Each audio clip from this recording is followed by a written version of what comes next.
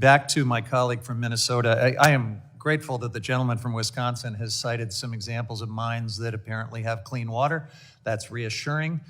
We wouldn't have to pass something like the Stream Act together if there weren't all kinds of other situations that do involve terrible things that tend to go wrong in mining. But rather than talk about mines that might not be the kind of copper sulfide mining that's being proposed here with twin metals, I wonder if I could ask my colleague from Minnesota about a recent study that's referenced here in our hearing memo, 14 very similar mines. My understanding, Ms. McCollum, is that they found that all but one had significant water quality impacts. And this mining typically happens in arid areas of the country like the Southwest. In this case, it's being proposed in a very wet area.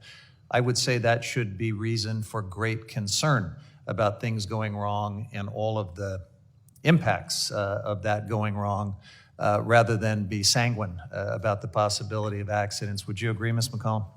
I would agree. 93% of these mines fail to capture and control the water, resulting in significant impacts. In fact, recently, 5 reported hard rock mines in Alaska, some identified as model mines, which we're talking about here, were mines by Twin Metals, the company that Mr. Stauber has referred to. They've documented 8,150 spills from 1995 to 2020.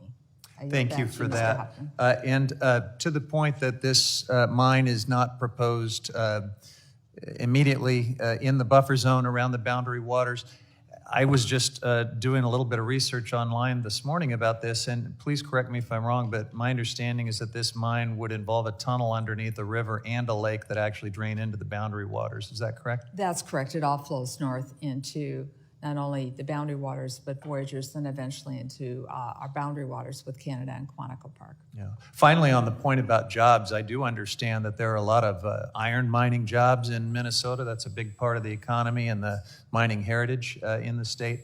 But this is a new kind of mining, is it not, Representative McCollum? And you've got thousands and thousands of jobs in the recreation area dependent on pristine boundary waters. It's really a matter of weighing new copper sulfide mining jobs against the existing recreational economy of the boundary waters, is it not? That's correct. That is part of a very significant consideration, as well as people having moved up there and started other industries, some working long distance now, and contributing to the economy significantly that would leave should these waters become destroyed. I thank the gentlelady and yield back.